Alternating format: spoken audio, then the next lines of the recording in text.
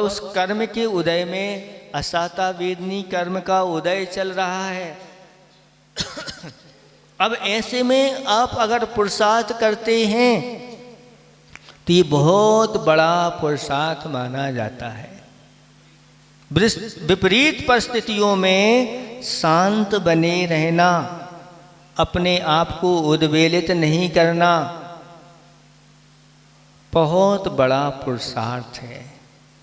ये कौन सा धर्म ध्यान है? तो विपाक विचय धर्म ध्यान आचार्य भगवान कहते हैं। जो ऐसे कर्मों के उदय में विपाक में भी जो धर्म ध्यान कर लेते हैं वो बहुत बड़े पुरुषार्थी माने जाते हैं। उदय विभागो विभो कम्मोदय बन दो जिन बरे ही नतुते मज्ज सहावा जानक भावोदु अहमिको। समय सार ग्रंथ में कहा गया है कि मुनिराज किस प्रकार से चिंतन करते हैं जब उनके ऊपर उपसर्ग आदि आते हैं अथवा असाता वेनी आदि कर्म का उदय आता है, तो कहते हैं इस प्रकार से चिंतन करते हैं कि यह कर्मों का उदय का विपाक भगवान ने अनेक प्रकार का बताया है और यह कर्मों का विपाक हमारा स्वभाव नहीं है, ये विभाव रूप है। मैं तो कैसा हूं? अहमिको, है ना। मैं तो मात्र एक ज्ञायक स्वभावी हूं, जानने वाला हूं बस। ना तो ते मज्ज स्वभाव, ये मेरा स्वभाव नहीं है। जानक भावोदु अहमिको, मैं तो एक ज्ञायक स्वभाव वाला हूं। इस प्रकार से अगर आप लोग भी अपने जीवन में इनको उतारते हैं तो बड़ा काम। ऐसा नहीं कि आप नहीं उतार सकते, उतारते हैं आपको, है ना। तुंकारी की कथा तो आप लोगों ने पढ़ी होगी, सुनी होगी। उसने नियम लिया था कि मैं अपने जीवन में अब क्रोध नहीं करूंगी। अब कैसी भी कोई भी घटना घट जाए तो भी वह क्रोध नहीं करती। तो ये उसका पुरुषार्थ हो गया कि नहीं हो गया? संकल्प ले लेना, ये बहुत बड़ा पुरुषार्थ है कि मैं क्रोध नहीं। अब मुझे ध्यान रखना है कि मुझे क्रोध नहीं करना है, मुझे शांत रहना है। मैं शांत हूँ, मैं स्वस्थ हूँ, मुझे स्वस्थ रहना है। अब ये भावना बार बार चल रही है तो वह अपने आप को कंट्रोल रखता है। पहले से ही कहीं अग्नि है तो क्या लेके चलेंगे? अग्नि बुझाने वाला यंत्र साथ में अपने चलेगा। तो इस यंत्र अपने हाथ में है अग्नि बुझाने वाला, तो अग्नि मेरा कुछ बिगाड़ नहीं पाएगी। परिणाम वैसे हो जाएं, ये आपने ऐसी धारणा बना ली है तो वैसे ही हो जाएंगे। हाँ, ये आपने धारणा बनाई है कि नहीं, चाहे कुछ भी हो जाए मुझे क्रोध नहीं करना है। बस कोई कितना भी क्रोधी हो और आप मुस्कुराते रहो बस, और कुछ नहीं करना। आप मुस्कुराते रहोगे तो उसका जो क्रोध है और बढ़ जाएगा, और बढ़ जाने तो कोई दिक्कत नहीं। अगर उसका क्रोध बढ़ रहा है तो अपन अपनी मुस्कान बढ़ाते जाओ। मुस्कान, ये कह रहे घर में ऐसे ही रहते हैं, ऐसे आपको भी रहना है तो आप लोगों को भी रहना है। हैं? कुटिल मुस्कान नहीं होना चाहिए। कुटिल मुस्कान होती है तो उसका क्रोध बढ़ता है, और अगर सहज मुस्कान है ना, तो उसको भी मुस्कान। उदाहरण के रूप में बहुत सारे उदाहरण हैं।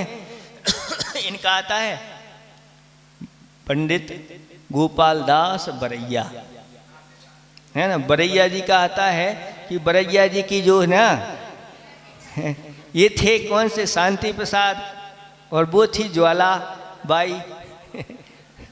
ऐसी थी स्वभाव में, ये शांत रहते थे और वो बार बार में क्रोध। एक बार बहुत लेट हो गए घर आने में, ठंडी का समय था, और जब लेट हुई तो गुस्सा में आकर के जो पानी का मटका रखा हुआ था वो उनके ऊपर उड़ेल दिया। तो उन्होंने कहा, क्या कहा उन्होंने कि आज तक तो आप गरजती थी, आज अब बरस भी गई। इतना कहा नहीं कि वे मुस्कान आ गई। तो कुछ चीजें ऐसी होती हैं वो अपने ऊपर है। देखो शास्त्रों में लिखा है कि जो चतुर होते हैं मनुष्य वो मधुर वचनों का प्रयोग करते हैं, उससे वातावरण अगर विषाक्त भी है तो भी सही बन जाता है। और चतुर बोलने में जो मधुर बोलने में जो चतुर होते हैं वो देखो क्या करते हैं, जैसे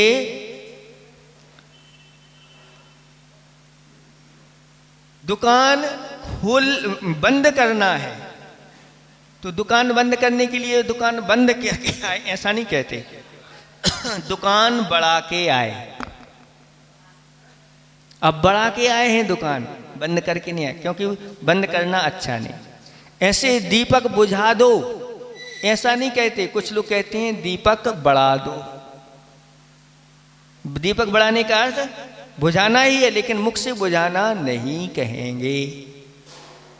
इसी प्रकार से जैसे कोई वस्तु नीचे गिर गई, कांच की थी और फूट गई, तो क्या कहते हैं, अब फूट गई तो गुस्सा हो गए, तो कि फूटी नहीं है ये, लो इसका तो कल्याण हो गया।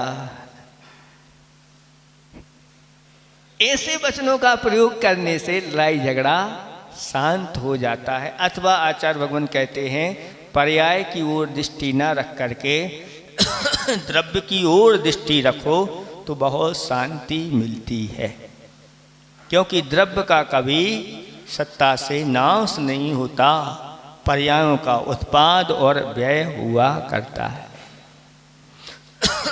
इस प्रकार की होती तो बहुत शांति मिलती है। आचार्य भगवंतों ने कहा आप बार बार इस प्रकार से अपने स्वभाव की ओर जाओगे तो बहुत शांति मिलेगी, और ये बहुत बड़ा अपना पुरुषार्थ है। एक श्लोक भी, एक आचार्य जी ने दोहा भी लिखा है कि अगर गुस्सा आघात आता है तो इस श्लोक या इस दोहे को आप बार बार स्मरण कर लो। ना तो पर रोष कर, ना तो पर रोष कर, ना कर्मों का दोष, है अपना अपराध बस, खोया है क्यों होश। ये बहुत अध्यात्म दोहा है। जैसे कोई कुछ कर देता है, अपने अनुकूल नहीं होता, कुछ विपरीत हो जाता है, तो उस पर हम क्या करते हैं, रोष करते हैं, गुस्सा करते हैं। तो ना तो पर रोष कर, दूसरे के ऊपर रोष नहीं कर। कुछ लोग ऐसे होते हैं कि दूसरे के ऊपर गुस्सा नहीं करते। गुस्सा किस पे किया जाता है, जो कमजोर होता है ना उस पर गुस्सा होते हैं, और जो अगर बलजोर हो तो फिर तो कहा है कि आमद कम खर्चा ज्यादा लक्षण है मिट जाने का, और कुवत कम गुस्सा ज्यादा लक्षण है पिट जाने का। अगर कुवत अपनी कम है और सामने वाले बलजोर हैं तो फिर उनके ऊपर गुस्सा नहीं करते, फिर क्या करते हैं, अपने कर्मों को दोष देते हैं। ये कर्म है हमारे लिए ही सताते रहते हैं, बार बार इस प्रकार के कर्म आ जाते हैं। तो ना कर्मों का दोष, कर्मों का भी दोष नहीं, क्योंकि कर्म तो बेचारे जड़ हैं। फिर क्या है, अपना अपराध बस, हमने स्वयं अपराध किया है, और अपराध किए हैं तो वो कर्म बंधे हैं। अब जो कर्म बंधे हैं तो उदय में आएंगे और अपना फल देंगे। तो खोया है क्यों होश, होश में आओ और अपने किए हुए कर्मों का फल मिल रहा है उसको अच्छी तरह से सहन करो, और सहन कर लिया तो ये कर्जा चुक जाएगा, नहीं तो नए नए कर्म बनते चले जाएंगे और बार बार फिर दुखों की ये परंपरा बढ़ती चली जाएगी। इसलिए आचार्य भगवंत कहते हैं कि इस प्रकार से उन कर्मों के उदय में समता भाव रखना ये बहुत बड़ा पुरुषार्थ है और शांति भी बनी रहेगी। और दोनों अगर उग्र हो गए तो फिर बढ़ती चली जाती हैं, बढ़ती ही चली जाती हैं।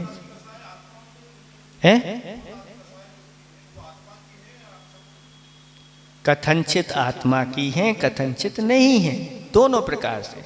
क्योंकि आज आत्मा के साथ आत्मा ने स्वयं भाव कर्म किए हैं, राग द्वेष किए हैं, और राग द्वेष करने के पास आत्मा के पास ये राग द्वेष ऐसे गुण हैं जो कर्मों को चिपका लेते हैं। आत्मा का ये विभाव परिणमन है, ये स्वभाव नहीं है। आत्मा का स्वभाव तो जानना और देखना है, लेकिन जानने देखने तक ही सीमित नहीं रहता, और आगे उसमें अच्छे बुरे आदि की कल्पना हो जाती है और राग द्वेष होते चले जाते हैं, तो ये बनते चले जाते हैं। इसलिए आचार्य भगवंत कहते हैं कि जितना आप पुरुषार्थ करोगे नियम, संयम, संकल्प आदि के माध्यम से, आप उतने ही ऊंचे उठते चले जाओगे, उतने ही कर्मों से कम होते चले जाओगे। वर्तमान में आज मोक्ष नहीं है, लेकिन आप चारित्र आदि के माध्यम से आप संसार की स्थिति को बहुत अल्प कर सकते हो। शास्त्रों में लिखा हुआ है कि जो सम्यक दृष्टि होते हैं वृत्ति होते हैं, उनकी जो है ना कुछ ऐसे कर्म होते हैं, उनका संवर होता है, वो कर्म उनके बनते ही नहीं, और अंतः कोड़ा कोड़ी सागर की स्थिति उनकी पड़ती है। और अंतः कोड़ा कोड़ी सागर की स्थिति पड़ने से और अंतर्मुहूर्त बाद भी उनके कर्म उदित होकर के निकल जाते, उसी के उसी भाव में भी निकाल सकते हैं।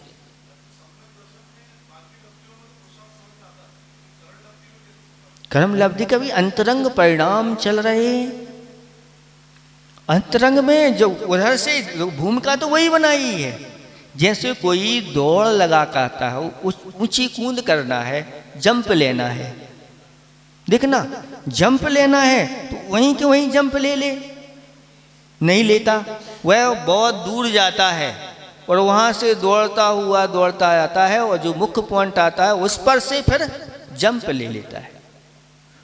तो ये पुरुषार्थ ही उसका कहलाएगा, यानी पूर्व से ही उसका पुरुषार्थ चल रहा है उसके लिए कि जंप लेना है, सम्यक दर्शन प्राप्त कराना है। तो ये सारी चारों पांचों लब्धियां पुरुषार्थ मूलक कही गई हैं शास्त्रों में। ये पांचों लब्धियां पुरुषार्थ मूलक हैं, और करता है तो उसके लिए सम्यक दर्शन की प्राप्ति हो जाती। ठीक है, तो क्या वर्णन चल रहा है? सबसे बड़ा शत्रु कौन है? तो सबसे बड़ा शत्रु पुरुषार्थ नहीं करना, यानी प्रमाद, अकर्मण्यता ही सबसे बड़ा शत्रु है। इसलिए उसको हटाओ। कहते हैं जिनके भाग्य में विनाश बदा है, जिनके भाग्य में विनाश बदा है, उनकी ये चार उत्सव नौकाएं हैं। क्या है? उत्सव नौकाएं। वो क्या है? सबसे पहले तो टाल मटूल करना। कोई मान लो अच्छा कार्य करना है, उसके लिए कहा तो टाल मटूल करके ऐसे ही दिन निकालते चले जाते हैं, तो कार्य की सिद्धि कैसे होगी? तो सबसे पहले टाल मटूल करना। फिर दूसरा कोई काम बताया था, क्यों भाई कर दिया? अरे भूल गए।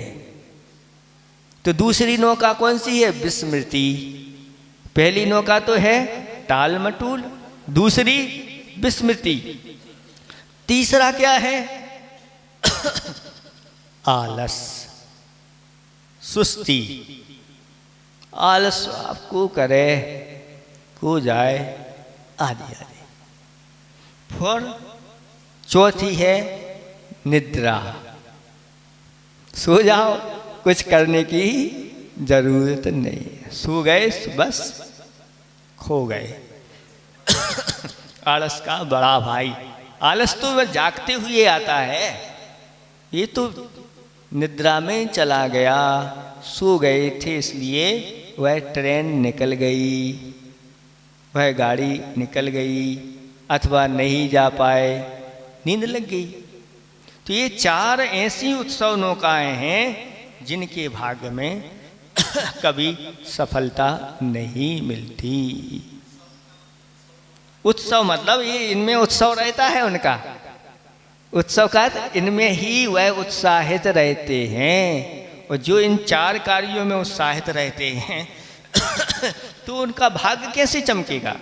चमकेगा ही नहीं, कोई कार्य सिद्ध नहीं कर पाते। इसलिए आचार्य भगवंत कहते हैं कि ये सबसे बड़ा शत्रु है, और कोई शत्रु नहीं।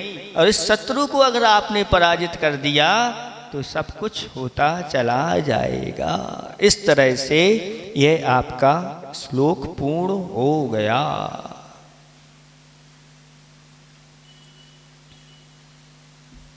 इसका हिंदी वाला पढ़ के सुनाते हैं, चारों का भाव आपको समझ में आ जाएगा। जो मन को मोहित कर देता, मदरासम क्या चोर रहे। राग भाव मन की मदिरा है, इंद्री विषया चोर कहे। यह संसार लता क्यों बढ़ती, विषयों की तृष्णा कारण। आलस ही शत्रु है तेरा, करो सदा इसका वारण। इस तरह से श्लोक में 4 प्रश्न हुए और 4 उत्तर हुए। इस तरह से ये आपका श्लोक पूर्ण हो गया। अब क्या करना है? अगला श्लोक पढ़ना है, ठीक है। कस्मात् भय में मरना, कस्मात् भय में मरना। दंधादपि को विशिष्यते रागी, दंधादपि को विशिष्यते रागी। कहा सूरो यो ललना, का सूरो यो ललना। लोचन वाणैर न च व्यथितः, लोचन वाणैर न च व्यथितः। कस्मात् भय में मरना, दंधादपि को विशिष्यते रागी। कहा सूरो यो ललना, लोचन वाणैर न च व्यथितः।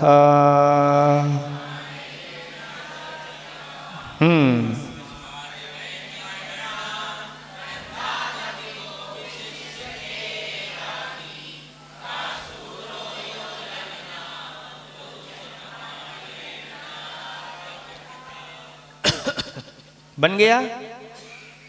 अब देखें अगला प्रश्न, कौन से नंबर का प्रश्न है ये? 15वें नंबर का प्रश्न है। 4 प्रश्न इसमें हो गए है ना, और 10 पहले हो गए थे, 14। ये 15वें नंबर का प्रश्न है। एक एक प्रश्न अपने आप में बहुत ही चोटी का है। हाँ, और इसका उत्तर अगर एक एक चीज को भी अगर उतार लिया, एक एक प्रश्न को भी, तो भी कल्याण हो जाएगा। फिर इतने प्रश्नों को जो अपने जीवन में इनके उत्तर अपने जीवन में पा लेगा तो कहना ही क्या है। देखो कितनी अच्छी बात बताई जा रही है कि कस्मात यानी किससे, भयम यानी भय, इस लोक में प्राणियों को किससे भय रहता है? किससे भय रहता है? तो उत्तर दिया जा रहा है मरणात्।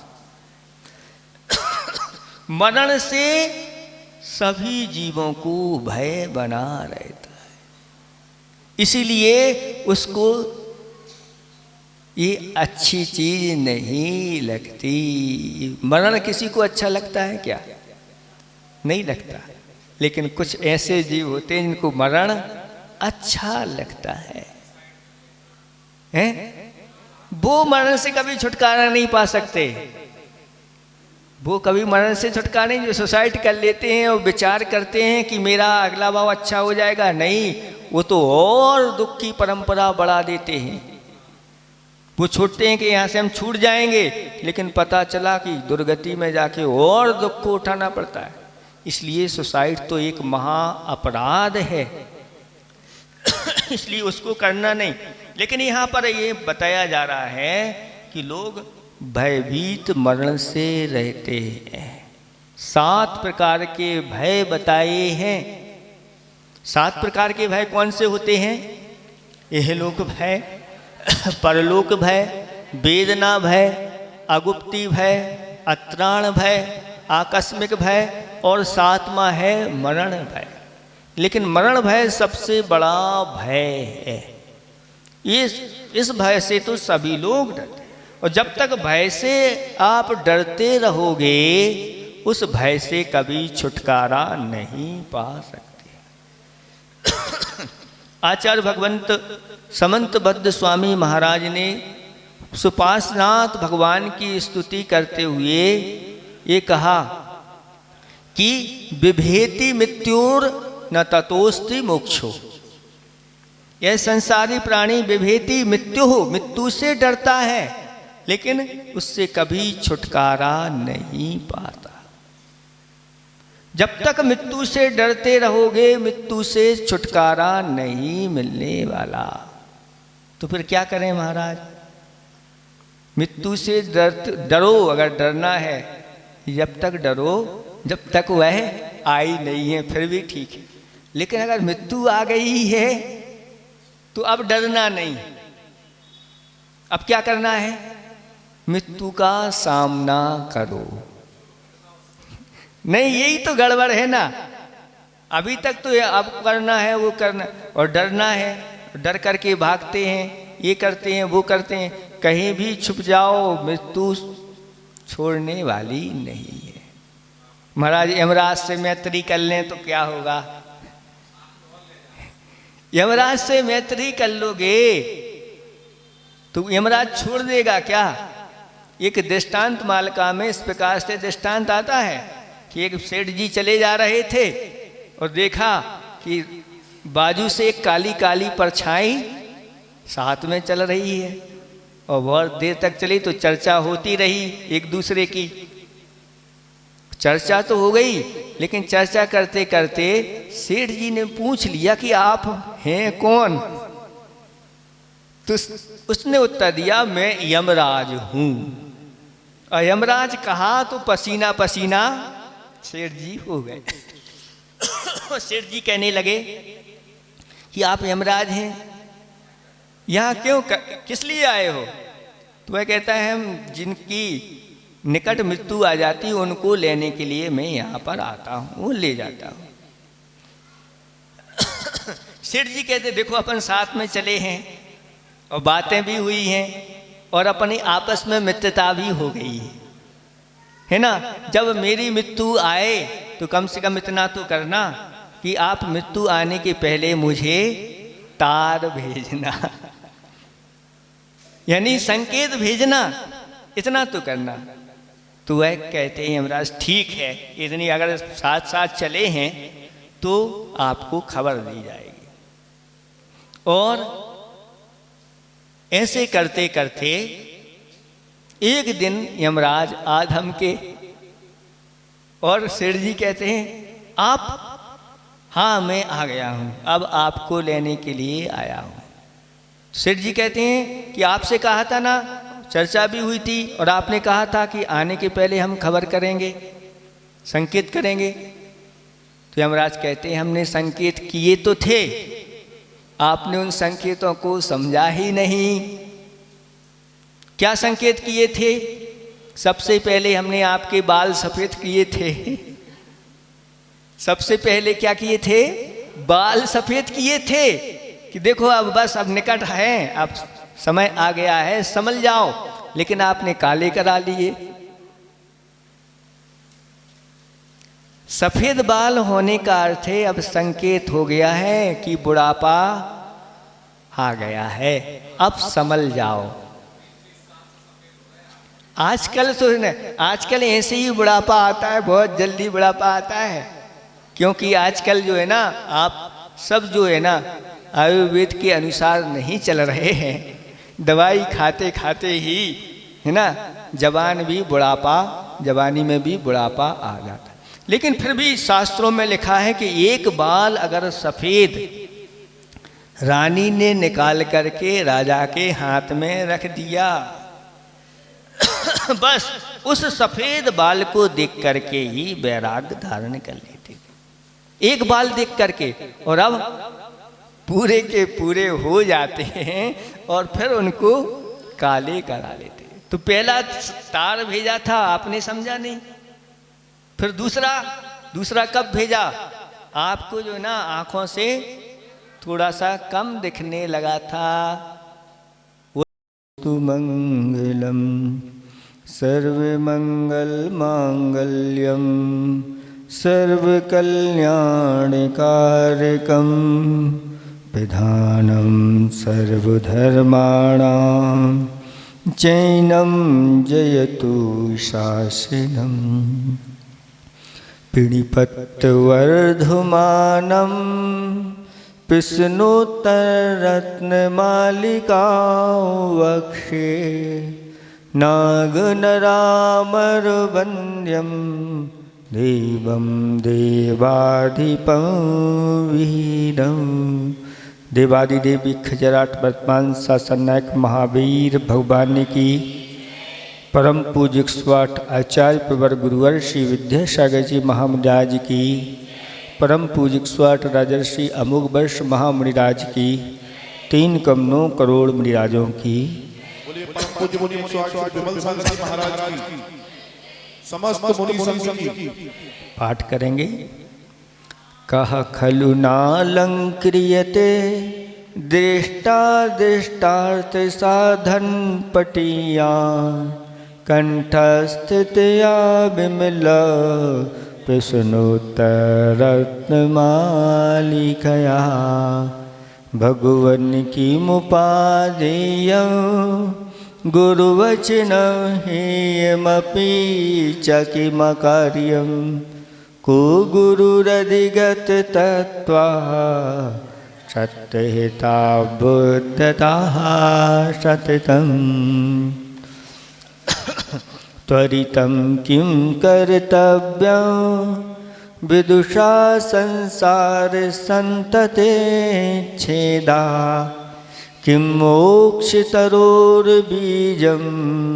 सम्यक् ज्ञानं क्रियासहितं किं पथ्यदनं धर्मः का शुचिरे यशमानसं शुद्धं कः पंडितो विवेकी किं विस्मौधीरिता गुरुवा किं संसारे सारं बहुसोऽपि विचिन्तमानमिदमेव मनुजेषु दृष्टतत्त्वं सुपरहितायुद्धितं जन्म मदिरेव मोहजनकः कः स्नेहा के च दस्सवो विषयाः का भवल्ली तृष्णा को वैरी नन्वनोद्योगा।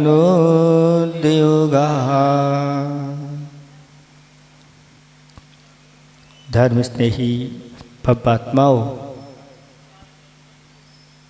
7वें नंबर का यह छंद चल रहा है, जिसमें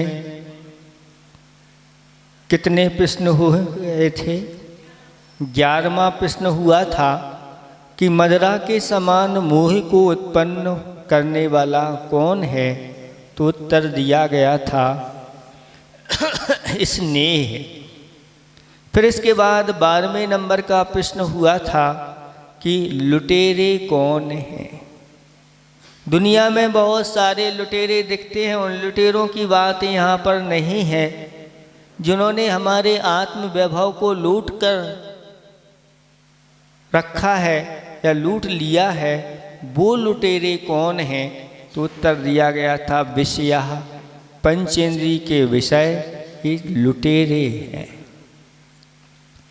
और भववल्ली का संसार की बेली क्या है? तो उत्तर दिया गया था तृष्णा जो है वह संसार की बेली है। जब तक यह संसार तृष्णा का छेदन नहीं होगा तब तक यह संसार बढ़ता रहेगा। और जो इस तृष्णा के ऊपर विराम दे देते हैं, लगा देते हैं, वो बहुत जल्दी संसार से पार हो जाते हैं। इतना विषय हो चुका था। अब अगला प्रश्न है बैरी को। बैरी कौन है? बैरी जानते हैं? कौन कहलाते हैं बैरी? दुश्मन।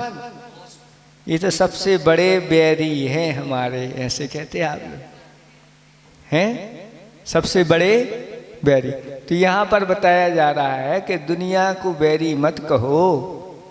देखो सबसे बड़ा बैरी कोई है, ननु। ननु माने वास्तव में तो वह क्या है? अनुद्योगहा, यानी पुरुषार्थहीनता। पुरुषार्थहीनता ही अपना सबसे बड़ा बैरी शत्रु है। इसलिए आचार्य भगवंतों ने कहा कि हाथ पर हाथ रख करके आप नहीं बैठो और पुरुषार्थ करो। इसके लिए आचार्य जी ने बहुत अच्छा एक हाइकू बनाया कि पौधे ना रोपे और छाया चाहते। पौधे ना रोपे और छाया चाहते, निकम्मे से हो। कैसे हो? निकम्मे से हो। निकम्मा नहीं कहा आपको, क्या कहा? निकम्मे से हो। इसका अर्थ क्या हो गया? सिद्ध परमेष्टि जैसे हो। कैसे हो? सिद्ध परमेष्टि जैसे आप हो।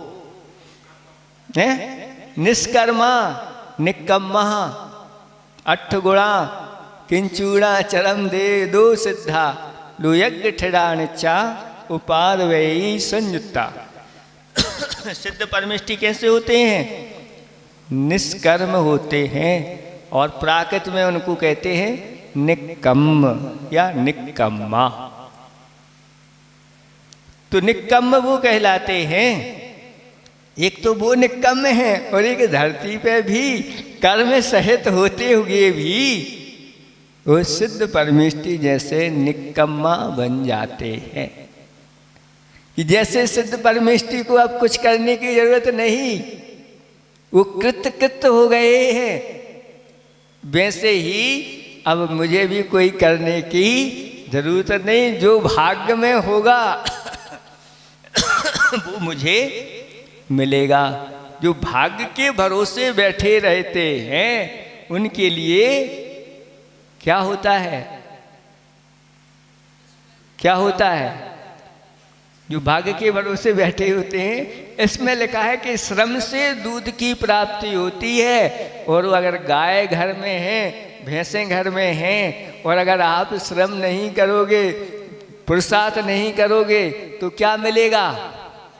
गोबर और मूत्र आदि की प्राप्ति होगी। अगर आपको दूध चाहिए है तो पुरुषार्थ करना पड़ेगा। इसलिए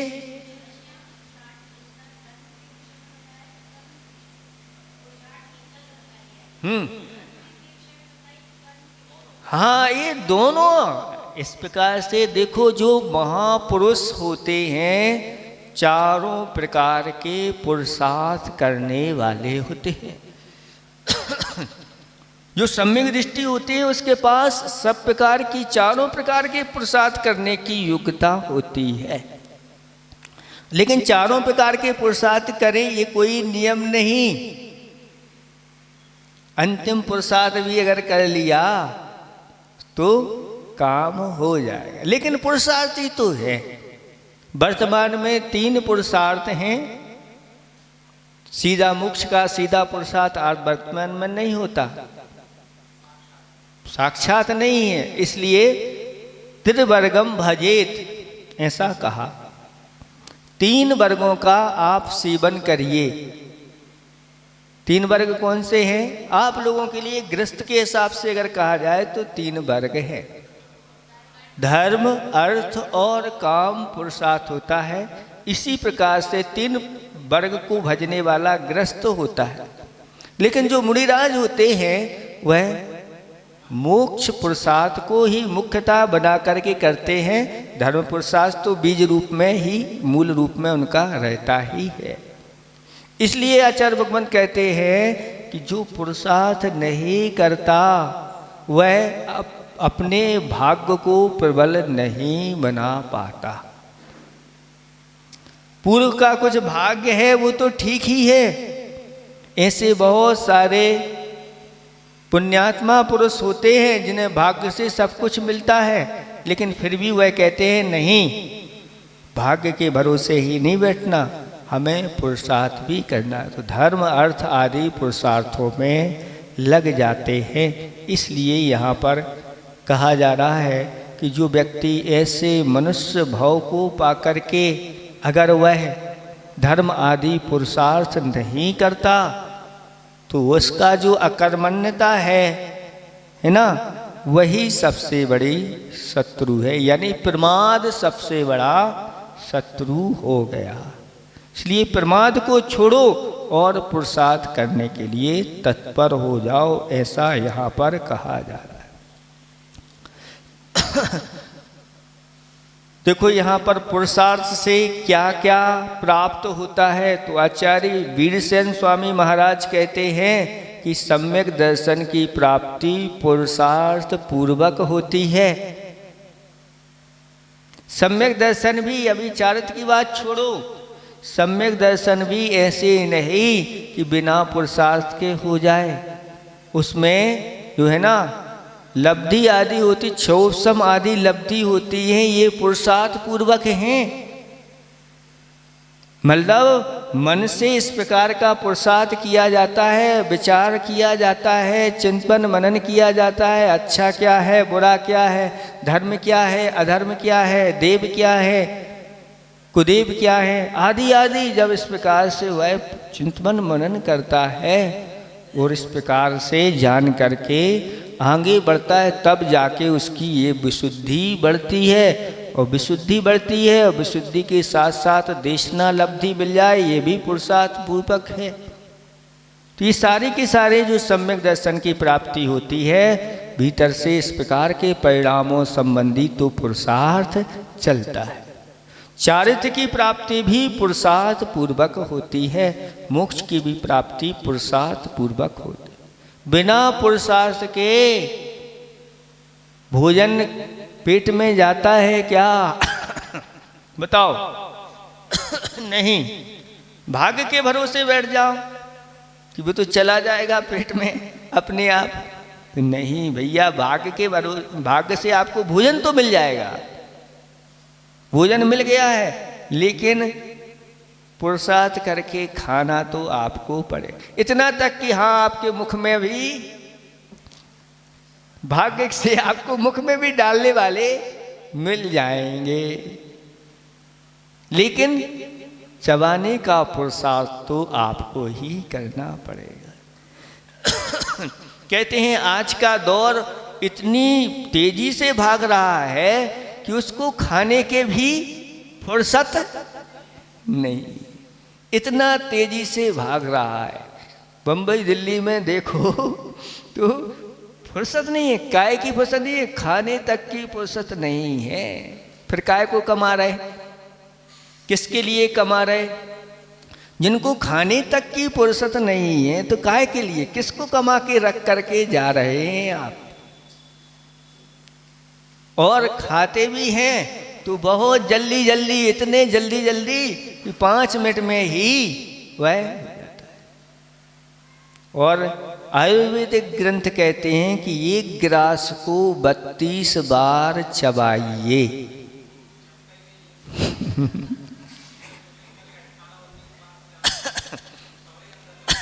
तो वही तो कह रहे हैं, अंदर कैसे चला गया आप, तो रुकता ही नहीं है। तो उसको रोकना, इतनी बार तो 32 बार आप चबाएं। पहले देखो हाथ से दबाइए, फिर दांतों से चबाइए, फिर आंतों से पचाइए। अब हाथ से भी यह दबाया नहीं है और मुख से भी चबाया नहीं है, तो फिर आंतें क्या करेंगी?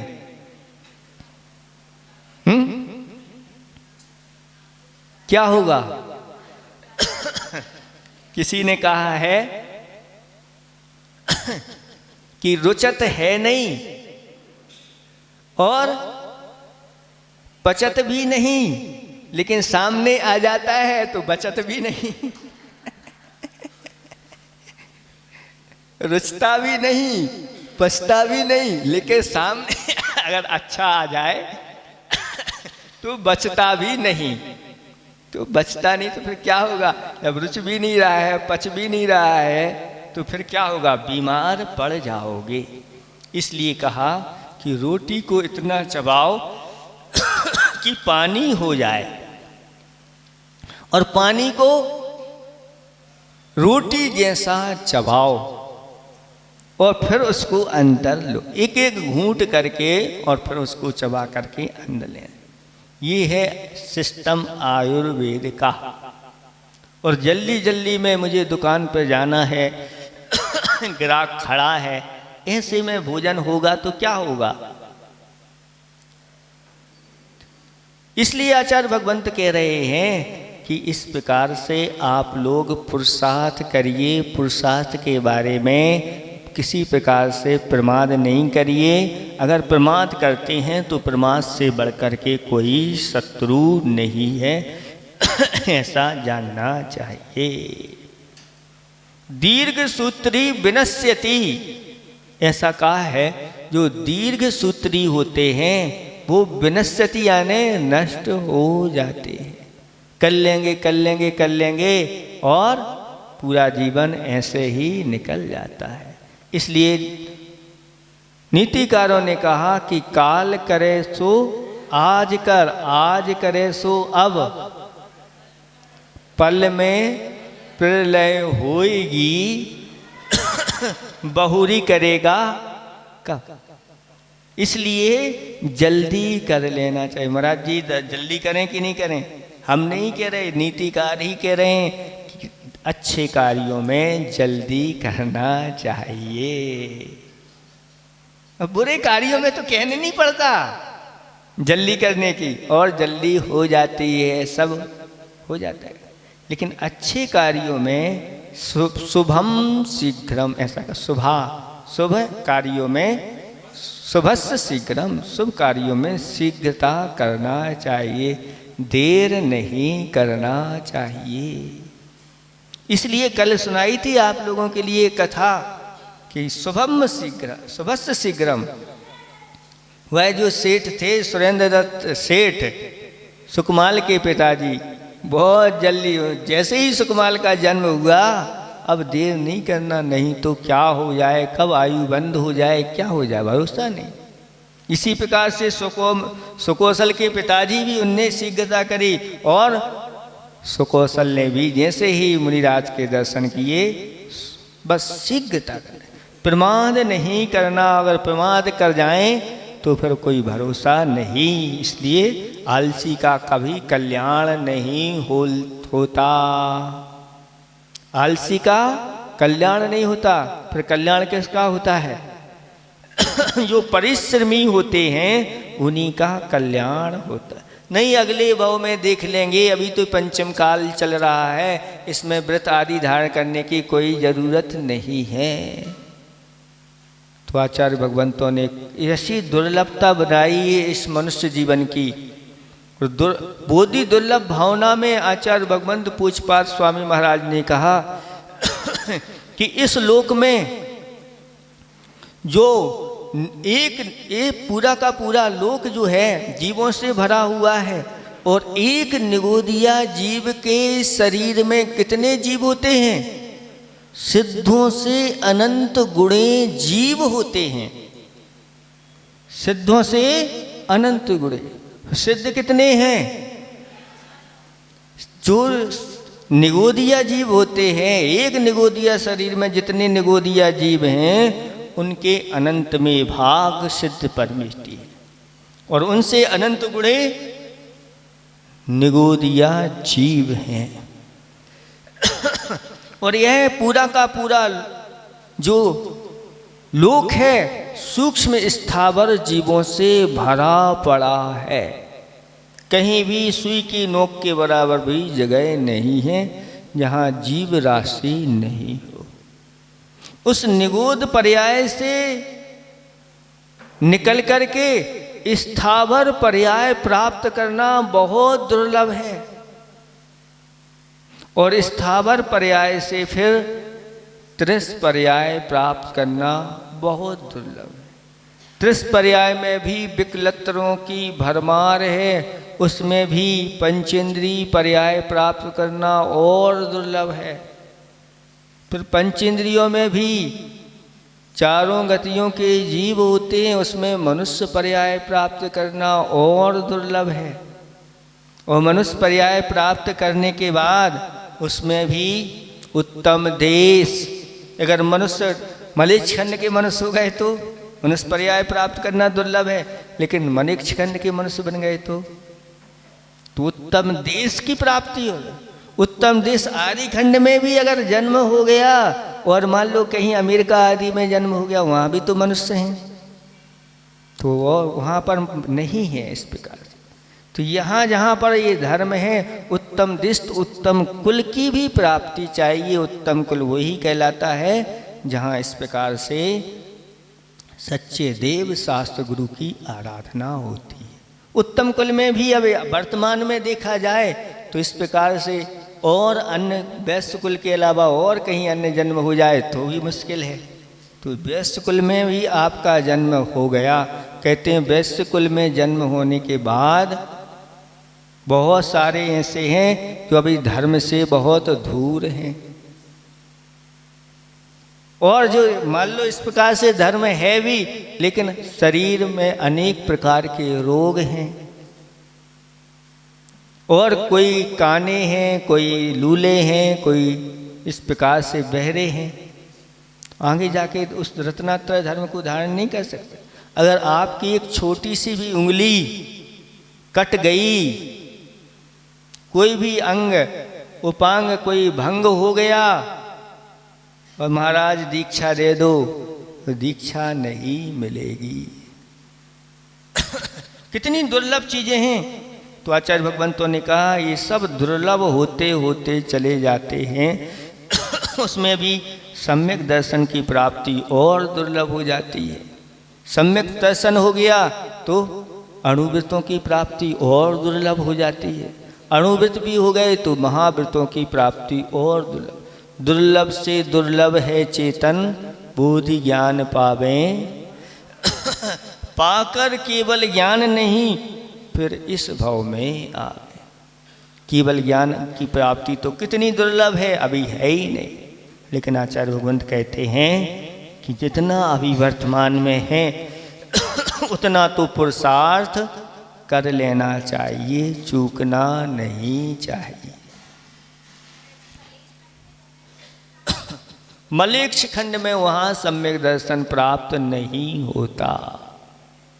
कोई जाके भी उनको उपदेश दे तो भी उस क्षेत्र की ऐसी व्यवस्था है कि वहाँ पर सम्यक, वहाँ के यहाँ आकर के सम्यक दर्शन प्राप्त कर सकते हैं, वहाँ से यहाँ आकर के मुनि भी बन सकते हैं, लेकिन वहाँ तो नहीं होगी, उस स्थान पर तो नहीं होगी, इसकी व्यवस्था है। और वहाँ मलेच्छ खंडों में कोई महाराज जा कर के भी इस प्रकार से जाते ही नहीं, ये मान लो इस प्रकार से ऐसे क्षेत्रों में जाना। जैसे यहाँ पर पंचम काल में ऊपर वाले देव यहाँ नहीं आते हैं, गए होंगे तो भी वहाँ सम्यक दर्शन का वर्णन नहीं आया कि वहाँ पर सम्यक दर्शन प्राप्त करते हैं, कहीं भी नहीं आया शास्त्र। वहाँ से आकर के यहाँ तो प्राप्त कर सकते हैं, ऐसा आया है। वहाँ धर्म की नहीं, वहाँ सारे मिथ्या दृष्टि होते हैं, ऐसा कहा गया। वहाँ धर्म की प्राप्ति नहीं होती। भोग भूमि में फिर भी सम्यक दर्शन की प्राप्ति है, लेकिन यहाँ मलेच्छ खंड में नहीं, ऐसा कहा गया।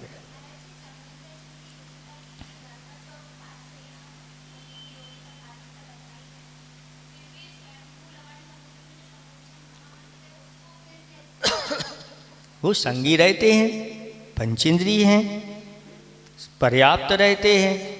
अब उनको सम्यक दर्शन कैसे होगा? तो जाति स्मरण बताया है तिरंचों में, जाति स्मरण हो जाए तो सम्यक दर्शन प्राप्त हो। देवलोग भी वहाँ शंभु रमण समुद्र में चले जाते हैं और वहाँ पर संबोधन करके सम्यक दर्शन कर सकते, धर्मोपदेश वहाँ हो सकता है। ये दो चीज़ें वहाँ पर क्या कहा जा रहा है? पुरुषार्थहीन व्यक्ति मोक्ष मार्ग में आगे नहीं बढ़ सकता, इसलिए पुरुषार्थ करना चाहिए।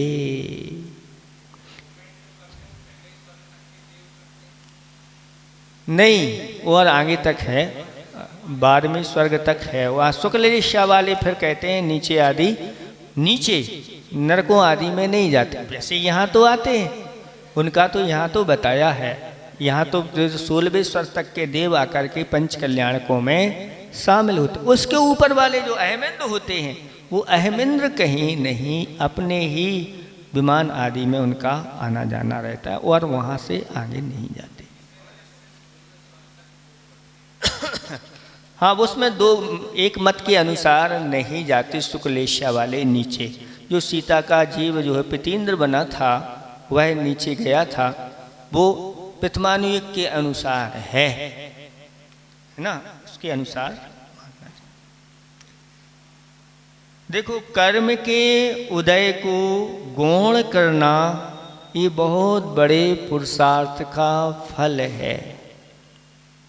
ये भी अपने आप में एक पुरुषार्थ है। आचार्य भगवंतों ने कहा कि कर्म का उदय तो पिति समय चल रहा है और वही हमारा दूसरा तार था और आपने चश्मा बनवा करके लगवा लिया, अब ये दूसरा हो गया। तीसरा कब भेजा था? तीसरा जो है ना, दांत गिरा करके, और तीसरा संकेत भेजा था, दांत गिरने के बाद आपने दूसरी दत्ती लगा ली। कई लोग तो ऐसे भी होते हैं कि एक दत्ती होती है और दोनों लोग काम चला लेते हैं।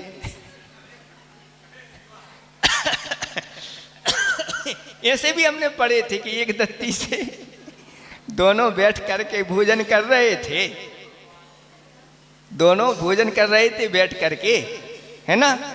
कौन थे वो? पति पत्नी थे और दोनों भोजन कर रहे थे, तो पत्नी पंखा झुला और वो भोजन कर रहे थे। देखो कितनी सेवा करते हैं। और जब पत्नी भोजन करने लगी तो वो पंखा कर रहे थे। तो ऐसा उन्होंने पूछा कि क्यों भाई, आप लोगों में बहुत आपस में प्रेम है? तो ऐसी कोई बात नहीं, बात ऐसी है कि एक ही दत्ती थी, दोनों एक साथ भोजन नहीं कर सकते थे, इसलिए एक से ही काम चला लिया। तो अब ये तीसरा भी संकेत आपको हो गया।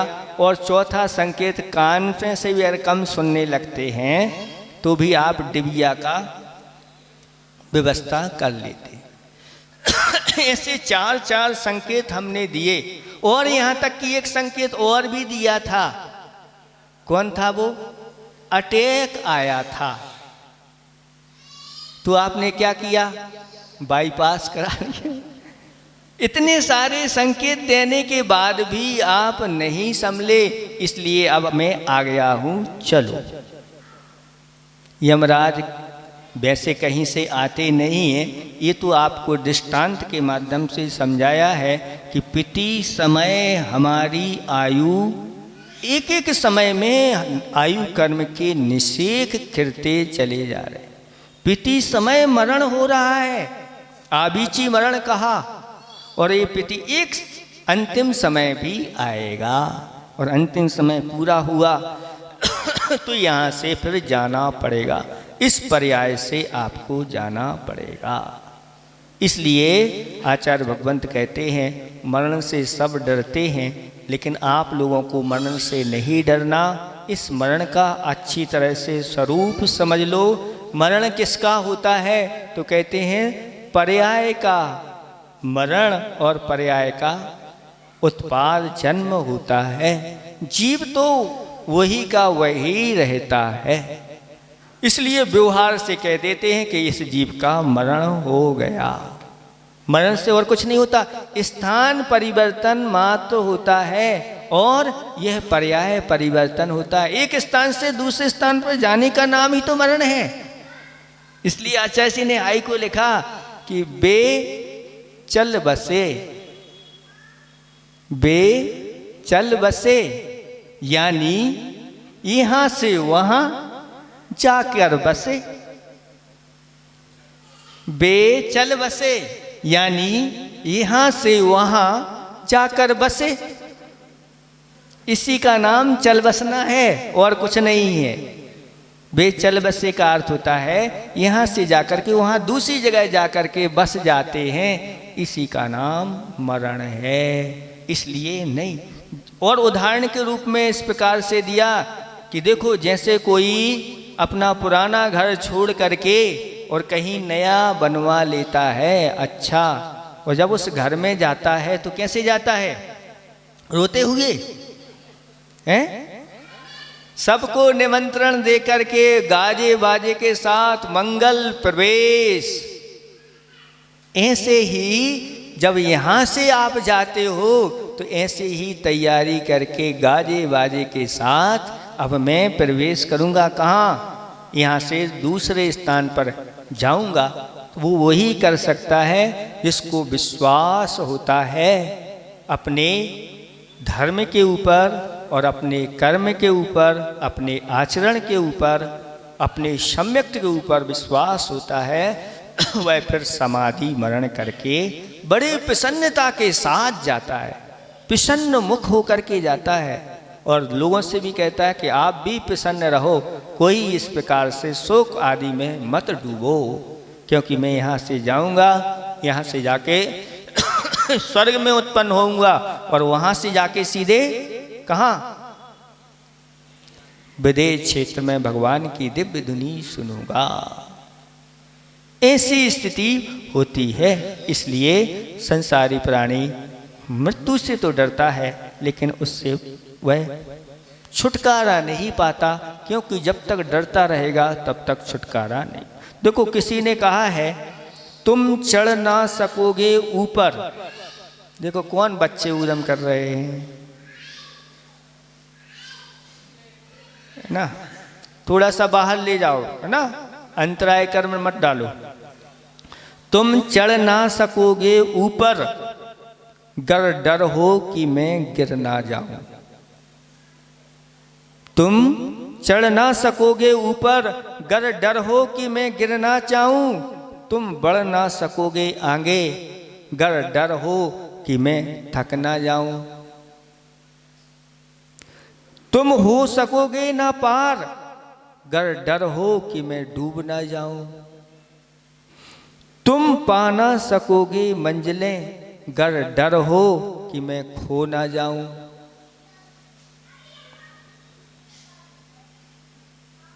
तुम कर ना सकोगे जीवन का कायाकल्प, गर डर हो कि संकल्प टूट ना जाए। तुम जीवन जी ना सकोगे, तुम जीवन जी ना सकोगे, गर डर हो कि कहीं मैं मर ना जाऊं। तो फिर कभी अच्छे से जी नहीं सकोगे। कुछ लोग तो ना जी अच्छे से जीते हैं, ना कुछ लोग अच्छे से मर पाते हैं। क्यों? क्योंकि उनको चिंता होती है कि जे अच्छे से काय जी रहे और जे काय अच्छे से मर रहे। जिनको इस प्रकार की चिंता रहती है, ना तो वे जी पाते हैं और ना ही अच्छे से मर पाते हैं। इसलिए आचार्य भगवंत यहाँ पर कह रहे हैं कि बहुत अच्छा प्रश्न है कि मृत्यु से यह सारा का सारा संसार डरता है, और अगर आपको इस मृत्यु से छुटकारा पाना है तो क्या करना है? क्या करना है बताओ? मृत्यु से अगर छुटकारा पाना है, ये डर हमेशा हमेशा के लिए छूट जाए तो क्या करना है? हाँ, आचार्य भगवंत कहते हैं कि आप ऐसा मरण करिए जो आपके जन्म मरण की परंपरा को छेद दे। और वह है कौन सा मरण? या तो बाल पंडित मरण, या पंडित मरण, या पंडित मरण। तो वर्तमान में कौन से मरण हैं? दो मरण हैं। दो मरण तो अच्छे हैं और दो मरण ठीक नहीं है। एक बाल मरण और एक बाल मरण, वो ठीक नहीं है। देखो, बाल मरण किसका कहा? मिथ्या दृष्टि का मरण, वो बाल मरण वो भी ठीक नहीं। और एक सम्यक दृष्टि का मरण, उसके लिए बाल मरण वो तो ठीक होना चाहिए ना। कहते हैं कि नहीं, वो ठीक नहीं। अगर सम्यक दृष्टि का मरण तो हो गया, लेकिन सम्यक दृष्टि भी हो सकता है, वह आर्त ध्यान के साथ मरण कर सकता है, अथवा कहीं विषयों की ओर जाकर के भी मरण कर सकता, क्योंकि असंयम के साथ उसका मरण हो रहा है। फिर तीसरे नंबर का जो मरण है वह कहा गया है बाल पंडित मरण। बाल तो है लेकिन पंडित है, क्योंकि उसके सकल संयम नहीं है, एक देश संयम है, और एक देश संयम के साथ वह समाधि मरण करता है। तो आचार्य भगवंतों ने कहा कि ज़्यादा से ज़्यादा 7-8 भाव और कम से कम 2-3 भाव में उसकी मुक्ति हो जाएगी। और तीसरा पंडित मरण है। चौथा पंडित मरण है, जो मुनिराजों का संयमियों का होता है। और 5वां है पंडित मरण। उस मरण के बाद तो फिर जन्म होता ही नहीं, वह केवली भगवान का होता है, ऐसा जानना चाहिए। इसलिए आचार्य भगवंत यहाँ पर बार बार यही उपदेश दे रहे हैं, समय आपका हो गया है। एक और कर लें क्या प्रश्न? आकुलता हो तो फिर कोई बात नहीं, चूँकि आप लोग जो है ना, धीरे धीरे आप लोगों का प्रमाद बढ़ता जा रहा है, और आप लोग जो है ना 9 बजे लगभग यहाँ पर आते हैं, और क्लास 8:45 चालू हो जाती है। और वो जो है ना लेट आते हैं, वो सबसे अच्छे माने जाते हैं। माने जाते कि नहीं? क्योंकि सबसे पीछे बैठते हैं, और जब क्लास छूटती है तो सबसे पहले निकल करके चले जाते हैं। तो वो बहुत चतुर लोग कहलाए। ऐसे चतुर अपन को नहीं बनना।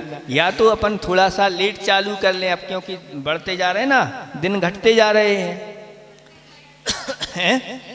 लेट नहीं करना, इसी समय पे करना। लेकिन इसी समय पे आप लोग अब थोड़ा सा प्रमाद छोड़िए। इसलिए तो आलस सबसे बड़ा शत्रु है, आप लोगों को बताया है। कम से कम इतना ही कर लो कि इतना आलस नहीं करना, हमें समय पे पहुंचना है। 5 मिनट पहले, वैसे 8:30 पर हम यहाँ पर आ जाते हैं, 8 लगभग। और यहाँ पर आचार्य श्री की पूजा होती है तो सिर्फ पूजा ही करने वाला रहता है और हम रहते हैं एक आध और दो, ऐसी स्थिति होती है। जब गुरुजी की पूजा होती है तो वो भी अपने आप में एक बहुत बड़ा स्वाध्याय का फल है। उसमें हमें उत्साह के आनंद, देखो अब गुरुजी जब होते हैं तो कैसे आप लोग यहाँ बनते नहीं, अभी वहाँ से बाहर से लेने लगती, मतलब प्रत्यक्ष में आप दिखा करके कितना करते हैं और परोक्ष रूप में। सही भक्ति तो परोक्ष में प्रकट होती है, सामने सामने तो सभी भक्ति कर लेते हैं, लेकिन परोक्ष में भी आपकी वह भक्ति बनी रहे तब वह भक्ति कहलाती है। इसलिए कोई बात नहीं, अगर उसमें भी नहीं आ पा रहे हो तो कम से कम मंगलाचरण में तो सबसे पहले उपस्थित आपको होना चाहिए। ये धार्मिक क्लास है, इसमें तो एक सेकंड भी लेट नहीं होना चाहिए। लौकिक क्लास में तो आप बिल्कुल एक सेकंड लेट नहीं होते, सारी क्लास भरी रहती है, फिर इसके बाद मास्टर साहब पढ़ाने के लिए आते हैं कि नहीं आते।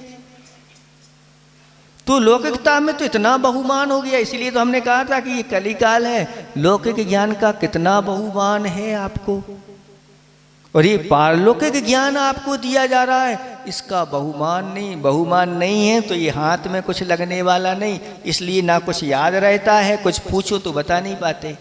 क्यों? क्योंकि हमने विनय के साथ ग्रहण नहीं किया, और जो विनय के साथ ग्रहण करते हैं तो वो सब कुछ उनके दिमाग में बैठता चला जाता है। नहीं तो यही कि यही थोड़ा समझ में तो आ जाता है, लेकिन घर बाहर निकले और बस यहाँ पर भीग जाते हैं, लेकिन बाहर जैसे ही धूप लगी और सूख जाते हैं ऐसे। इसलिए आप लोग है ना, क्या करना है, थोड़ा सा प्रमाद छोड़ करके समय पे आप लोगों को आना है। थोड़े समय और है फिर इसके बाद कोई भरोसा नहीं कहाँ पर हम लोग होंगे। अभी तो हैं, जब तक ये चल रही है ये पूरी हो जाए, फिर इसके बाद कोई भरोसा नहीं कौन सी कॉलोनी में हम लोग पहुंच जाएं। इसलिए अच्छे से लाभ ले लो वहाँ पर आकर के। जब दूसरी कॉलोनी के यहाँ आकर के यहाँ लाभ नहीं ले पा रहे हैं तो आप लोग वहाँ जाके क्या लोगे। आप लोग यहीं के यहीं नहीं आ पा रहे हो तो दूसरी कॉलोनी में अगर पहुँच गए तो वहाँ पर लोगे क्या। इसलिए आप लोग थोड़ा और समय है, आप इसको अच्छे से ले लें।